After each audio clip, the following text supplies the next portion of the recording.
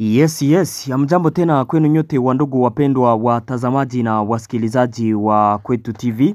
Nyote kwa ujumla mnaoendelea kuwa nasi ndani ya taarifa zetu za kila siku na kila wakati muko salama. Bila shaka kabisa tuna matumaini ya kwamba muko salama salamini, nasi tuko wazima, tunaendelea kumshukuru Mungu kwa ulinzi wake. Tunawatakia asubuhi njema ya siku ya leo dimanche le 29 Novembre 2025. Tunawakaribisha kwa mara nyingine ndani ya taarifa zetu za asubuhi ya leo. Tumewaletea habari kuhusu hali ya usalama mashariki mwa nchi ya Kongo pamoja na taarifa za mapigano, kuwaambia kinachoendelea kwenye shamba la vita, na taarifa za mapigano tutawapeleka ndani ya teritware ya Mwenga kwenye mapigano makali yanaendelea kati ya waasi wa AFC M23 na vikosi vya FARDC na wazalendo pamoja na jeshi la Burundi FDNB.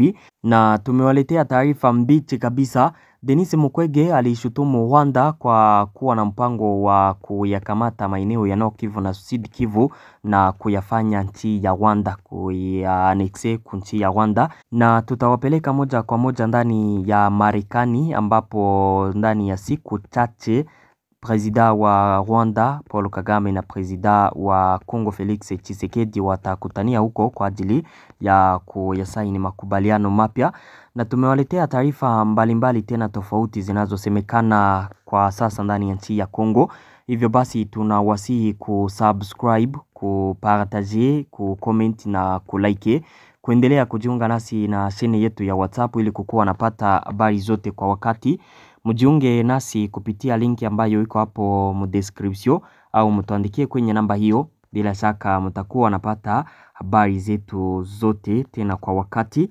Taarifa zetu za asubuhi ya leo tutawapeleka moja kwa moja ndani ya teritware ya Mwenga ambapo waasi wa AFC M23 wanaendesha vita wakipigana na waasi wa Plito na vikosi vya wazalendo pamoja na wanajeshi wa Kongo FARDC na wanajeshi wa FDNB kutoka Burundi. Siku ya jana waasi wa AFC M23 walikuwa wakipigana na vikosi vya FARDC na wazalendo kwa akse Kasika Kalambi, na baada ya mapigano hayo makali waasi wa AFC M23 walifanikiwa kufika ndani ya Kalambi Centre. Waasi wa AFC M23 muda huu tunapoongea walikamata Kalambi Centre ambayo iko karibu na Mwenga Centre. Kalambi iko mu 5 ya 6 kilometre na Mwenga, mnasikia kwamba haiko mbali kabisa, ni eneo ambayo kuenda na miguu iko hapo c'est une heure, je pense une heure d'ita 5 kilometre wanawezi kuwa wamezienda kabisa, ndio maana nawaambia kwamba ni karibu sana. Waasi wa AFC M23 wanaendelea kuprogrese ndani ya teritware ya Mwenga hapo mu province ya Sud Kivu. Wanaendelea kuyakamata maeneo mapya huko, vikosi vya wazalendo na FARDC vikijitahidi kuwasimamisha, ila haviwezekani kabisa. Waasi wa AFC M23 wanaendelea kusonga mbele, na waasi wa AFC M23 wana mpango wa kuendelea kusonga mbele kupitia mo teritware ya Mwenga paka ambapo watazungukaka kufika mu teritware ya Fizi, hivyo kuzingira kabisa muji wa Uvira ambao walikuwa wakitaka kukamata tangu miezi kadhaa. Waasi wa AFC M23 wako na pigana mu teritware ya Mwenga ili kuendelea kuzunguka muji wa Uvira, na kushambulia muji wa Uvira watavifanya wakati watakuwa wametokea maeneo yote, ni kama muji wa Goma kabisa. Strategia ambayo ilifanyikaka ndani ya muji wa Goma, waasi wa AFC M23 walitokaka kwanza maeneo ya Kibumba wakaingia Nyiragongo, maeneo karibu na Goma. Baada ya kufika pale wakastope, wakazunguka maeneo ya Sake, wakavuka paka Minova, wakaingia kukale Kaile ambako kanatokea nyuma ya Minova, kakiingia ndani ya mji wa Goma ambapo ilibakia tu njia ya maji kwa vikosi vya FARDC. Yani hakukuwaka kwingine kwa kupigania sofu ndani ya mji wa Goma. Na Uvira ndio mpango ambao wako nao. Waasi wa AFC M23 wanataka kuzunguka mji wa Uvira kupitia territoire ya Mwenga kuingia Mufizi na washuke sasa Haut Plateau de Fizi na Haut Plateau d'Uvira, hivyo kukaribia mji wa Uvira, na wametokea maeneo yote, yani maaksi zote. Ile njo mpango ambayo kabisa waasi wa AFC M23 wako nayo. Kazi wanayo FARDC na wazalendo na FDNB, ilfo wanawasimamisha hawa waasi wa AFC M23 wasiendelee kusonga mbele na kuendelea kuyakamata maeneo mapya. Tuendelee na taarifa zetu.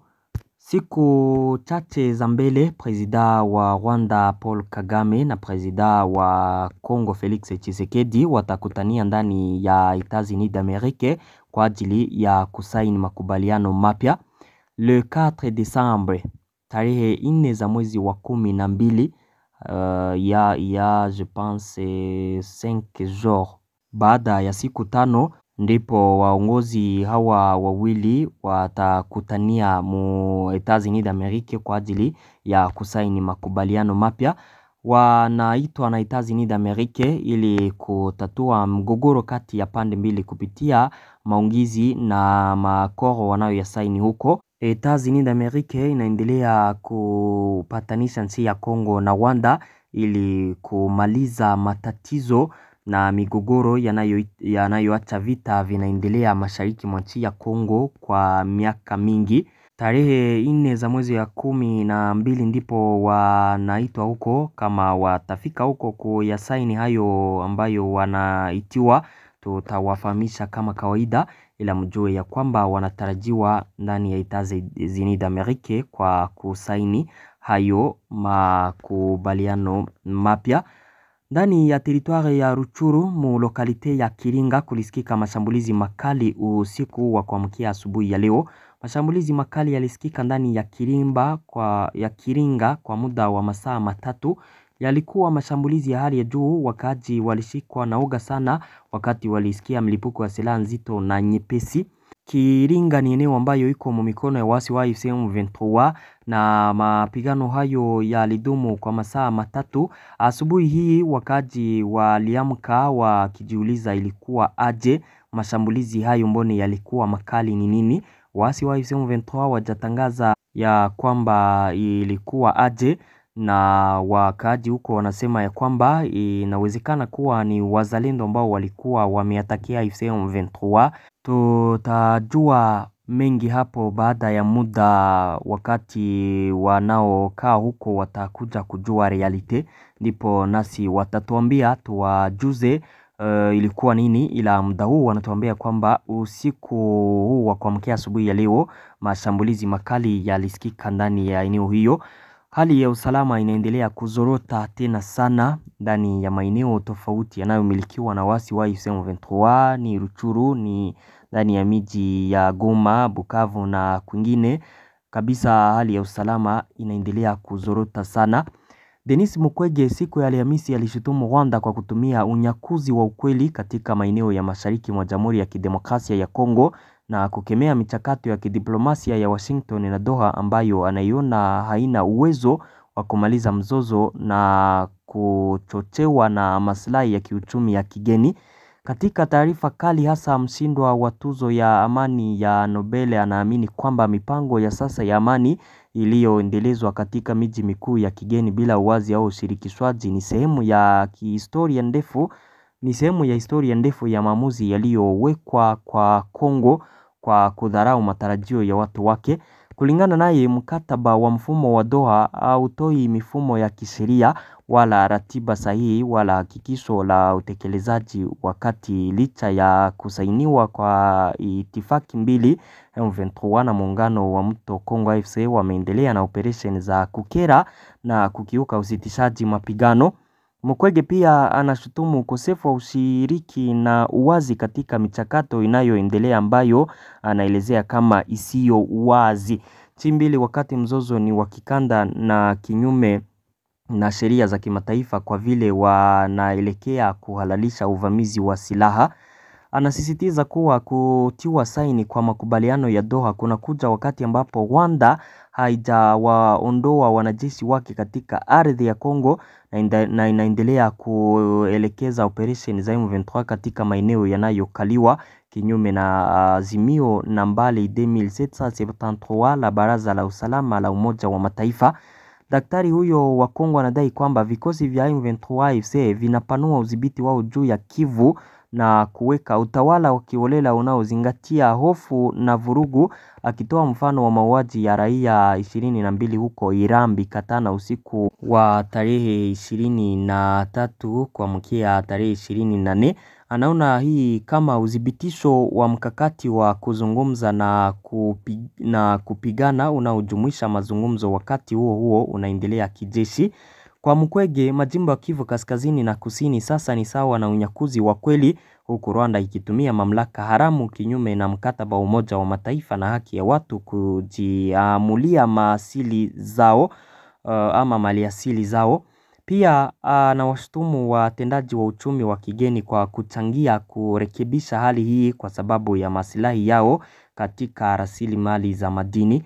Mukwege anaamini kuwa watu wa Kongo wamenaswa kati ya mwamba na mahali pagumu, wamenaswa kati ya serikali ambayo kutowajibika kwake kunaathiri uhuru wa kitaifa na Rwanda ya kimkakati na ya uhalifu. Anatoa wito kwa vikwazo vikali ili kuhakikisha uondoaji wa majeshi ya kigeni na kuingizwa kwa wakaaji wa ndani katika mchakato wote wa amani. Mradi maslahi ya kiuchumi yanachukua nafasi ya kwanza juu ya haki za binadamu na uhuru, hakuna amani ya kweli inayoweza kuanzishwa. Anaonya, akitoa wito kwa Wakongo kurudisha utu wao na kudhibiti hatima yao.